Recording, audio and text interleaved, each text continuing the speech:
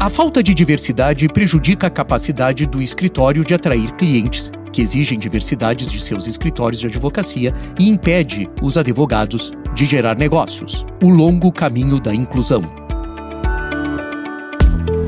Gesto de gestão. 38, André. 38 é o número dessa edição do Gesto de Gestão. Muito obrigado para você que está sempre com a gente aqui, acompanhando, dando aí a sua sugestão, puxando nossa orelha quando precisa. Esse é o Gesto de Gestão, o podcast de administração de escritórios de advocacia. Por aqui é o Alexandre Lupe. Estou ao lado de André Porto Alegre, que é especialista em gestão legal. Tudo bem com a sua pessoa? Tudo ótimo, né? Tudo ótimo. Olá, ouvintes, olá. E a gente tem você não falou, eu vou ter que contar que a gente tá recebendo, né, uma visita especial. Porque senão você ficava muito animado, isso, etc e tal. Eu vou ficar quietinho dessa vez. Você segurou, bem. Mas nós estamos aqui com a nossa colaboradora, Daniele Serafino. Bem-vinda, Daniele. Obrigado por estar aqui no estúdio conosco novamente. Obrigado, o prazer é meu estar aqui de novo. O Lupe, ele foi econômico nas palavras, mas... Porque depois ele puxa minha orelha. A gente sabe o sucesso, né, Lupe, que tem sido. Primeiro que foi, há alguns episódios atrás, quando nós fizemos uma entrevista com a Daniele Serafino sobre o livro Legal Innovation, o futuro do direito e o direito do futuro, da revista dos tribunais, Thomson Reuters, fez muito sucesso aquela sua entrevista. E quando nós fizemos, né, Daniele, o convite aí para você estrelar, né, ou participar, ou contribuir com o quadro Gesto de Inovação, queria te cumprimentar e queria te dizer que isso tem sido muito bem recebido e te agradecer por você estar aqui hoje conosco para participar desse programa sobre um assunto, né, Daniele, que eu sei que você é muito atenta, que é a questão da inclusão e da diversidade, né? Muito obrigada, André. Eu já te falo assim que eu cheguei, adorei e tô ficando, já, viu? Que bom, adorei o gesto de inovação, tô aqui já. Mas é isso mesmo, e é para isso que a gente quer e que os nossos ouvintes querem. Isso é bom, assim, o André mantém o meu emprego aqui no Gesto de Gestão.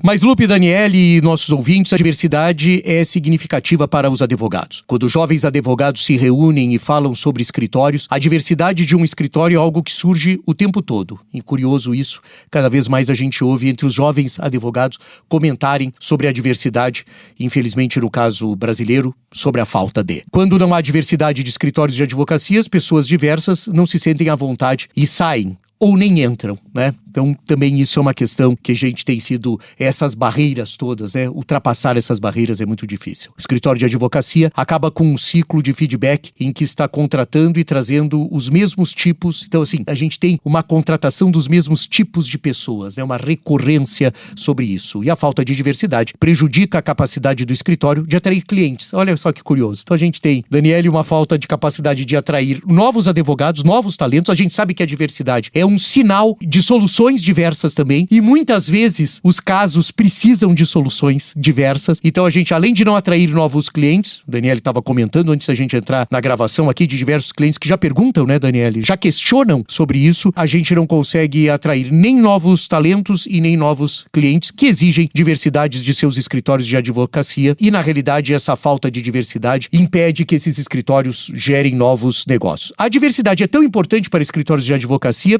que a maioria deles agora apresenta declarações sobre diversidade, muitas vezes exigida pelos próprios clientes, e seus compromissos com ela, muitas vezes isso está acontecendo nos escritórios americanos, está no topo dos sites. Então a gente já tem, Lupe, uma externalização do que é essa diversidade dentro do escritório. E eles estão cada vez mais preocupados com isso, eles têm longas sessões de diversidade com os interna, fazendo um trabalho interno. Os advogados medem a diversidade das empresas com base em coisas como. E aí nós vamos entrar numa lista, né, Lupe? A gente tem feito isso um pouco sucessivamente, numa questão um pouco de sistematizar mesmo. Me lembro que a Daniele está aqui, quando a gente teve um programa com a Daniele, a gente falava sobre sistematização, e agora nós temos uma questão interessante de sistematizar como é que os escritórios veem isso, né? A diversidade em escritórios de advocacia pode ser feita pelo número de pessoas de diferentes raças, religiões e orientações sexuais dentro do escritório. Quão tolerante o escritório de advocacia parece com diferentes pontos de vista e diferentes tipos de pessoas, isso é uma coisa interessante também. Eu e Daniele não vou, obviamente, gente declinar, mas eu e a Daniela temos um caso curioso, inclusive, sobre isso, em um escritório que atuamos até sobre questões de investimentos, etc e tal. Daniela, sabe, os nossos ouvintes sabem também sobre isso, né? O que é a diversidade no quadro de funcionários do escritório, se há pessoas de diferentes... Olha só que coisa interessante nos Estados Unidos, porque quem nos traz isso aqui, Lupe, é o Barnes, né? Só porque você vai fazer uma menção para o Barnes, né? Eu ia. Não, então faça, por favor, né? Não, o Barnes é o homem... O Barnes tá... Esse é o terceiro podcast que a gente fala do Barnes, mas, então, eu vou abrir tem mão uma razão, mas tem uma razão. Tem uma razão que era puxar o tapete do Patrick, era isso? Não, porque agora a gente tem a nossa Patrick. Agora nós temos a nossa Patrick, a nossa colaboradora. Mas é a questão de partidos políticos. Partidos políticos também é uma coisa curiosa e vamos viver aqui, né, um momento interessante no Brasil, né, que vai ser exatamente o que vai ser essa eleição e isso vai entrar na pauta, porque isso vai entrar na pauta das conversas. Estamos aqui em meados de julho e cada vez mais próximo disso. Exatamente, né? Existe uma questão nos Estados Unidos muito vista, que segundo o Barnes coloca também, que são as origens econômicas e educacionais, e aqui vem um outro problema dos escritórios de advocacia, estou falando no Brasil inteiro, mas que ainda tem uma questão que posso até perguntar para a Daniela o que ela pensa disso, mas é sempre uma pergunta difícil, né? Das faculdades de primeira linha e de segunda linha, uma expressão que os escritórios usam, né, Dani? E que eu acho que a gente tinha que superar isso, né? É verdade. Olha, André, isso já vem de muito tempo, viu? Eu não sou nova aí de formada e já vem eu lembro da época que eu entrei na faculdade, já existiam isso, essa nomenclatura, faculdade de primeira linha e segunda linha. Eu acho que a gente tinha que rever isso, né? Até eu tô pensando certeza, aqui, fazendo absoluta. aqui com você no estúdio e te ouvindo assim, que eu acho que a gente tem que eventualmente repensar esse tipo de terminologia, porque as palavras dizem muito, né? Senão a gente não fazia podcast, né? Lupe, pelo amor de Deus, Lupe. Se as palavras não disserem alguma coisa, nós estamos fazendo o quê aqui, né? Estamos fazendo o quê Mas aqui? essa questão da primeira linha e de segunda linha eu também acho. Já vejo que há uma certa descontinuidade, eu acho muito positiva, mas ainda percebo que não está ainda de acordo, né? Essa questão vai para muitas outras áreas também, viu? Não é só, né? Mas enfim. O quão as pessoas têm poder, né? As pessoas no poder da empresa são diversas. Isso é uma outra questão também, né? Estruturas da advocacia são piramidais, sob o ponto de vista, são piramidais mesmo.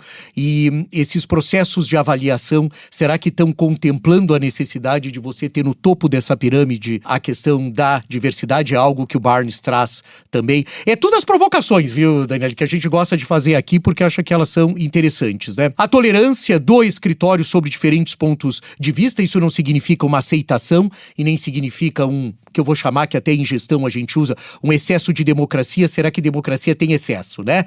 Não há excesso, isso é uma expressão efetivamente, mas assim... A liberdade de expressão, né? Liberdade de expressão, exatamente. Muito mais diante disso, de você saber que tem o contrário e que você consegue exatamente, e sob o ponto de vista de gestão, isso é importantíssimo, mediar, né, Daniela? Acho que é importante a mediação disso. Conheço a forma com que a Daniela atua profissionalmente, sei que é uma excelente mediadora, né? Os rankings sobre diversidade, né? Então, olha que interessante, a gente já tinha abordado sobre isso, o Barnes traz, acho que no Brasil eu vou voltar a falar sobre isso, eu sou chamado sobre isso por diversos outros, não vou falar concorrentes, senão o Lupe fica inconsolável, que eu participo de outros podcasts, ele não admite. Eu só tô aqui, tá, Lupe? Se isso ganhar uma estrela a mais, não, você já tem só 5 tô contigo, estrelas, tá? Você já automaticamente já entrou com 5 estrelas ali, pelo menos na Apple Store, você já tá com 5 estrelas. Mas o Lupe fica incomodado, mas eu sou chamado muito pela minha crítica que faço, que o mercado da advocacia, Lupe, é muito grande para só ter um ranking respeitado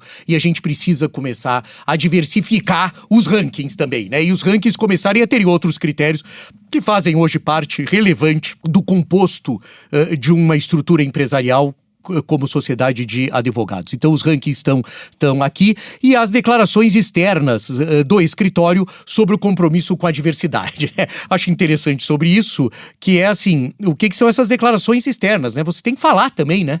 Você tem que falar.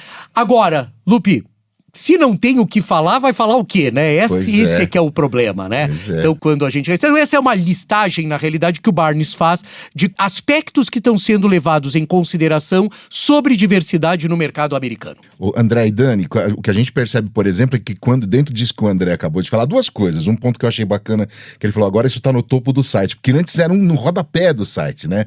Diversidade, ou tava dentro de missão, tava escondido, agora tá no topo do site. E outra coisa que ele trouxe agora, por exemplo, é quem não tem o que falar, fala o quê? E o que a gente tem visto de escorregões aí, né, dentro dos mercados, especificamente aqui do direito, né, você também tem visto aí, vamos tentar ser diverso, e aí... Eu fico assim, Lupe, triste assim, porque a gente começa a pensar em diversidade porque o mercado está impondo que a gente pense sobre diversidade, né? E é um assunto tão delicado que deveria ser intrínseco, né, da nossa formação, né, humana, né, independente da profissão que você está. Então isso já é um ponto negativo, mas de alguma forma, que bom que a gente está sendo impulsionado, né, a pensar sobre diversidade, sobre mudança, e aí dentro realmente de estruturas muito tradicionais como escritórios de advocacia, isso é um desafio, né, porque as estruturas tradicionais, elas têm uma dificuldade maior, né, de mudar. E aí já dando voz aqui à minha pessoa, essa questão, né, das mulheres, né, em cargos de liderança no escritório de advocacia, é um fator que é apontado, não aqui só no Brasil, né, André, mas fora do Brasil também. A gente tem ali uma participação ainda muito pequena, né, de mulheres nessa posição de liderança nos escritórios. Então, a gente já começa, né, por aí, assim, a questão é que se a gente não tem na liderança exemplos, né, de diversidade, o que a gente esperar, né, para fazer top-down para o restante do escritório? Daí fica o que você falou, fica só uma política para o site, né? Ou só uma política de palavras no LinkedIn, sim, né? Exatamente, mas não é real. Ô André, eu tenho reparado aí que nos nossos roteiros, né, que todas essas frases do Barnes, né, e eu sei que tem muitas outras ainda para você comentar, mas todas elas vêm entre aspas, é bom dele deixar isso claro, né? É verdade, é verdade, ele faz e ele tem aqui uma série sobre diversidade também, ele tem diversas, né, por exemplo, ele tem as razões que os advogados dão para escolher um escritório de advocacia com base na diversidade. Voltando, né, o Barnes é um recrutador, o maior recrutador americano que se tem, é claro, existem diversos, né? Mas ele é um recrutador bastante... E ele tem uma grande exposição. Escreve livros sobre recrutamento de advogados, tem site, faz podcast, etc e tal. Tá querendo concorrer conosco, Lupe? Nós vamos deixá-lo, porque não é assim. Mas ele... E eu acho que tem bastante, tem lugar para todo mundo, né? Mas ele tem uma questão, e eu selecionei só aqui, só para trazer as razões que os advogados dão com base na diversidade, Daniel, isso é muito curioso. Então, assim, existem pessoas de raça e origem do advogado, ou seja, os iguais. Então, você já tem segundo o Barnes, você já teria uma barreira se você não tem iguais. E eu já vivi isso em escritórios brasileiros, né? Tipo assim, se eu vou ser o único negro, eu não sei se eu quero ser, porque, inclusive, começa a ver nisso uma excessiva exposição que não é justa, né? Isso é uma coisa curiosa, ela não é justa com ele, né? Então isso é uma coisa curiosa. Se existem bons programas de orientação, hoje se demanda, e a gente sabe disso que se demanda, e quem fala sobre isso foi um outro convidado nosso aqui, o Fabiano Machado da Rosa, fundador, o único fundador negro de um escritório com mais de 100 advogados no Brasil, cabe representantes, nós só temos um fundador negro de um grande escritório no Brasil, lá em Porto Alegre, no Rio Grande do Sul, e ele coloca isso, né? Você tem que ter questões, você tem que orientar esse advogado negro, ele tem que ser orientado. Então, os escritórios deveriam se preocupar com programas de orientação para os advogados e advogadas negros, né? E esses programas, o Fabiano, inclusive, coloca, Daniel, coisas interessantes, ancestralidade, sabe?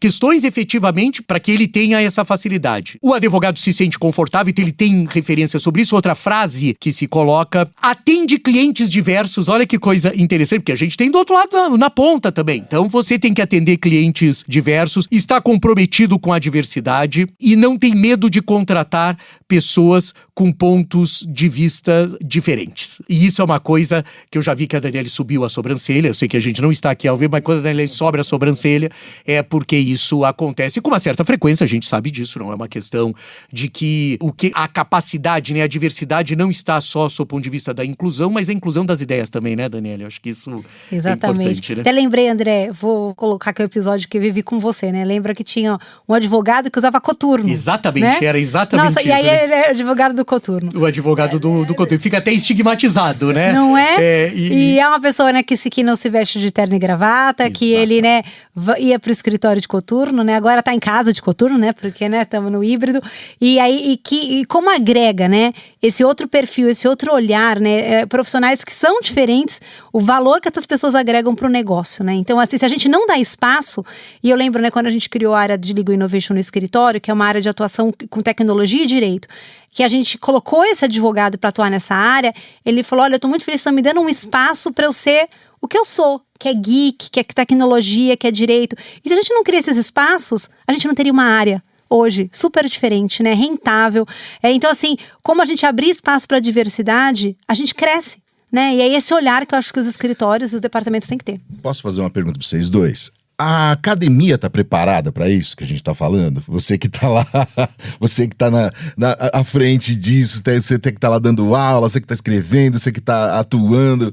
Sempre uma pergunta que eu fico... Você acabou de dar um exemplo, por exemplo. Se você fizesse essa descrição para alguém que você acabou de fazer, mas não tivesse dito que é um advogado e perguntasse qual é a profissão dele, talvez diriam que é dono de uma startup, ou que é um roqueiro, ou qualquer coisa do tipo, né? A academia está preparada para toda essa lista que o André trouxe aqui pra gente, e ainda tem muito mais aqui, eu que acabei cortando ele. Olha, não sei, André, a tua opinião, mas a minha é que eu acho que talvez um pouco mais preparada do que talvez os escritórios, né, e do que talvez os departamentos, mas ainda a gente vê muito incipiente, a gente vê às vezes vários, né, e aí é engraçado, eu lembro de uma polêmica que teve recente, tinha um painel com vários advogados falando sobre um determinado tema, e no LinkedIn começaram a ver postagens, cadê as mulheres, cadê as mulheres, cadê as mulheres? E começou, né, um movimento, porque não tinha nenhuma mulher.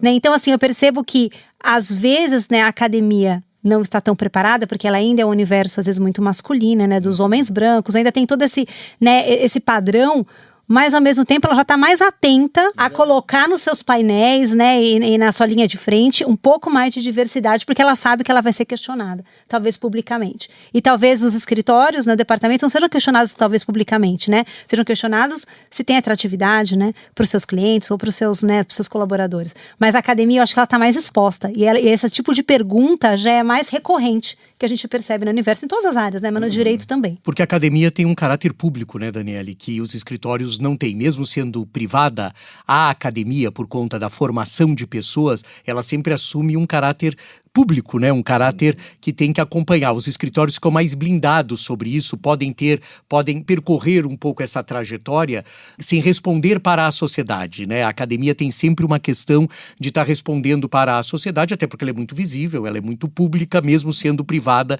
ela tem esse caráter público, né? As frases, Lupe, do Barnes são ótimas, né? Mas eu acho que já dá para entender um pouco o papel do que o Barnes traz sobre diversidade, né? Esse papel grande sobre a diversidade, inclusive no recrutamento, isso é que é interessante. Mas eu queria trazer uma fala do Barnes, e aí não são as frases necessariamente, que são ótimas, né? Ele vai colocando por que as pessoas aceitam, por que não aceitam. Por exemplo, eu tô vendo uma aqui que a produção separou para nós, que era assim, né? Se o escritório vai participar de feiras e eventos de diversidade. Olha como é a preocupação das perguntas que os recrutas, né? Eu falo chamando de recrutas, aí que quem está sendo recrutado faz. Então hoje você consegue verificar, você participa de alguma coisa, e a gente sabe, né, Daniele, que os escritórios possivelmente não estão ligados a isso, né? Então também a gente deveria ter uma atenção especial para estar participando dos eventos que tratam sobre isso e tudo mais, né? Então, coisas curiosas que as pessoas perguntam. Mas o Barnes tem um livro sobre diversidade, e é um livro sobre diversidade em escritórios de advocacia. Nós separamos um trecho aqui, sem ser enfadonho, mas que eu queria ler para você, Lupe, e para a Daniele e para os nossos ouvintes, porque eu acho que ele traz uma reflexão interessante. A questão não é que os escritórios ou as pessoas dos escritórios não estejam interessadas na diversidade. Em vez disso, a questão é que eles estão mais interessados nos resultados econômicos e na realização do trabalho. E quem sabe a gente caiba aqui, só fazendo um parênteses, que principalmente na realização do trabalho, que é uma maneira de blindar a diversidade, né? Não tenho tempo para isso, não vou ver isso, ou o infeliz argumento da meritocracia, isso quem está falando é o André Porto Alegre, tá? Não é o Barnes. Vou voltar para o Barnes. Às vezes essa preocupação se encaixa muito bem com os esforços de diversidade. Em outras vezes, não. O cliente médio de um grande escritório de advocacia, médio, não é uma grande empresa de capital aberto. Ele está falando que um bom escritório de advocacia não tem clientes, às vezes, que não exigem isso, né? Porque não é uma grande empresa de capital aberto como a Apple ou a General Electric, que são exemplos do Barnes, né? Mas é provável que seja uma empresa privada de médio porte de capital fechado. Essas empresas se preocupam com os resultados e com o que o seu escritório de advocacia pode fazer por elas. Elas contratam os melhores escritórios de advocacia que podem pagar, porque acreditam que essa é a maneira de garantir os melhores resultados possíveis. Se a diversidade satisfaz esse tipo de cliente, a diversidade torna-se importante para os parceiros que atendem esse cliente e para a empresa. Então, olha que lógica que o Barnes faz um raciocínio que é meio até difícil, mas ele fala assim, quer dizer, os escritórios, quer dizer, tem que haver uma mudança sistêmica, né? Ela não é uma mudança isolada, né? E ele reputa que alguns escritórios ainda não sentem a necessidade disso, porque não foram demandados. Mas Daniele falava... Eu queria até trazer dois exemplos, André. Pela primeira vez, eu tive esse ano, um cliente, né, uma farmacêutica grande, encaminhou um pedido de pesquisa sobre diversidade no escritório, e aí quando eu abri o questionário, as perguntas eram sobre a liderança. Não era nem de quantos advogados nós tínhamos, né, em padrões de diversidade, mas era sobre a liderança, né? Quantas mulheres estavam na liderança do escritório, quantos negros estavam na liderança do escritório. E aí, um pouco falando sobre produto, eu trabalho, né, com legal design, e aí estava desenvolvendo um produto para uma montadora, e aí os produtos de legal design, de visual law, os documentos, agora a gente, né, coloca às vezes fotos, coloca elementos visuais, e nesse documento a gente estava tratando sobre uma questão de LGPD, e a gente estava tratando de uma comunicação de conscientização para os colaboradores sobre a Lei Geral de Proteção de Dados. E a gente incluía algumas fotos. E o pedido do cliente foi: Daniele, eu quero fotos de diversidade. Eu quero que cada uma das páginas eu tenha uma foto de alguém. Eu quero um negro, eu quero mulher, eu quero homem, eu quero alguém com sobrepeso, eu quero alguém com deficiência física. E a gente colocou fotos em cada uma daquele documento jurídico. Então, ou seja, quando a gente começa a agregar outros... Isso eu tô falando de produto, de entrega de serviços jurídicos. E um pedido de um cliente foi: eu quero ver a diversidade refletida num documento de conscientização sobre Lei Geral de Proteção de Dados. Ou seja, para mim foi super inusitado. E eu dei feedback para ela, falei: olha, muito obrigada pela sua contribuição, porque é o que nós vamos ficar atentos aqui para incluirmos em todos os nossos trabalhos essa representatividade toda vez que a gente inclui uma foto. Então é isso, realmente a diversidade já descendo, né, e sendo empurrada para a prática. Mas, Lupe, que ótimo, que bom que a gente tem a Daniele aqui, né? Que é exatamente o que o Barnes fala, né? Quer dizer, se o cliente... Olha só, nós fomos alertados, vocês foram alertados no trabalho de uma necessidade do cliente, né? Possivelmente um cliente que já tem isso também como dentro da empresa, cultura. Sensacional, que ótimo exemplo, obrigado por ter trazido, porque é isso mesmo, né? Quer dizer, mostrar nos aspectos visuais também, né? Que é no trabalho, no produto, exatamente o que a Daniele falou. Depois disso, né, só resta eu passar a bola pra você, porque você não pergunta mais qual é o gesto de gestão. Pra mim, você vai perguntar. Não. Até porque você está transformando este podcast num grande gesto de gestão. Mas é hora de perguntar pra Daniele Serafino. Dani, qual é o gesto de inovação do episódio número 38? Lupe, o gesto de inovação de hoje é a gente falar um pouquinho sobre os serviços jurídicos alternativos. Lembrando que a gente está tratando, né, nos episódios anteriores das trend tops, né, as tendências para 2022, né? Então, assim, a gente está comentamos nos outros sobre 2 outras tendências e vamos aqui seguir com mais uma tendência, que são os serviços jurídicos alternativos, né? Eles já são uma tendência, os serviços jurídicos alternativos, já há alguns anos, e eles continuam nesse trend top de 2022. Os serviços jurídicos alternativos, né, são esses fornecedores que começaram a surgir no mercado jurídico a partir de 2018. Na verdade, elas são startups do mundo jurídico, se a gente fosse simplificar, né? Atualmente, a gente conhece elas pelos nomes de Lawtech e Legaltechs, mas são as startups do mundo jurídico. Essas empresas, né, por que elas ganharam tanto mercado, né? Elas oferecem soluções para tarefas e processos jurídicos específicos, buscando resolver uma dor do mercado. E acho que uma das maiores dores do mercado jurídico é a eficiência, né? A gente tem uma busca constante para tentar ser mais eficiente. Então, ele se propõe a resolver uma parte dessa jornada do serviço jurídico, para oferecer agilidade, reduzir preço, trazer métricas mensuráveis ou todos esses benefícios juntos. É a proposta das startups, elas mapeiam o mercado, identificam dores e elas têm uma proposta de resolver uma parte dessa dor. Em um relatório bem recente do ano passado, 2021, que foi feito em parceria com a Thomson Reuters e com o Georgetown Law e a Said Business School de Oxford, eles estudaram sobre, né, o mercado, né, dos serviços jurídicos alternativos. Lá fora, né, essa expressão é conhecida como Alternative Legal Service Providers. É como é chamado esse mercado, né? Então, eles estudaram o mercado dos serviços jurídicos alternativos nos Estados Unidos, no Canadá, no Reino Unido e na Austrália. E eles perceberam que esse tipo de empresa já participa de uma grande fatia do mercado jurídico. De acordo com esse relatório, esse mercado é um mercado de 14 bilhões de dólares. E ele continua crescendo porque tem recebido investimentos constantes, ou de players do mercado editorial, ou de players das Big Fours, que estão cada vez comprando mais Lawtechs e Legaltechs nesse mercado. Então é um mercado em crescimento. A maior motivação, né, para a adoção dos serviços jurídicos alternativos é a redução do custo da prestação de serviço jurídico e a possibilidade de você liberar o time para serviços com maior valor agregado. Porque hoje em dia os advogados fazem muitas tarefas repetitivas de baixo valor agregado. Essa pesquisa ela também indica que quase metade dos entrevistados concorda que o modelo de negócio tradicional dos escritórios está sendo desafiado. E aí 46% por tecnologia e 41% pelos serviços jurídicos alternativos e uma fatiazinha pequena por outros fatores. Já tem rumores de que departamentos jurídicos estão pressionando seus escritórios para adotarem tecnologias na prestação de serviços. Já uma pergunta antes de contratar: quais são as tecnologias que você adota? E aí por quê? Porque eles sabem que se o escritório adota, isso vai baratear o preço, vai ser mais eficiente, mais rápido e ele vai pagar pelo efetivo valor agregado. Por outro lado, os escritórios de advocacia estão cada vez mais terceirizando tarefas de um nicho muito específico, de talvez tarefas de baixo valor agregado, para esse novo mercado dos serviços jurídicos alternativos. Eles querem buscar agilidade e custo. Em geral, esse tipo de empresas, Lawtechs, Legaltechs, elas são muito orientadas por dados. Dados que o escritório de advocacia tem dificuldade, às vezes, de competir num cenário muito desenhado pela cultura data-driven. Por outro lado, se os escritórios puderem integrar adequadamente tecnologia com formas adequadas de trabalho, atraindo combinação de equipes multidisciplinares, eles têm um potencial, e aí eu acho que é a grande questão para os escritórios, de recuperar o seu status de balcão único para consultoria e de serviços jurídicos. Então, em vez de ser uma ameaça, na verdade é o que pode agregar valor. A alternativa para os escritórios de advocacia, na minha opinião, é abraçarem essa ampla gama de serviços jurídicos tradicionais e também os serviços jurídicos alternativos, tudo no mesmo guarda-chuva. Hoje em dia, esse tipo de empresas, Lawtechs e Legaltechs, além de toda essa movimentação que tem feito no setor jurídico, também é um polo atrativo para jovens advogados ingressarem no mercado de trabalho jurídico. Antigamente, sair da faculdade, você tinha a opção carreira pública ou carreira privada. E agora tem carreira pública, carreira privada e startups do mercado jurídico. E agora,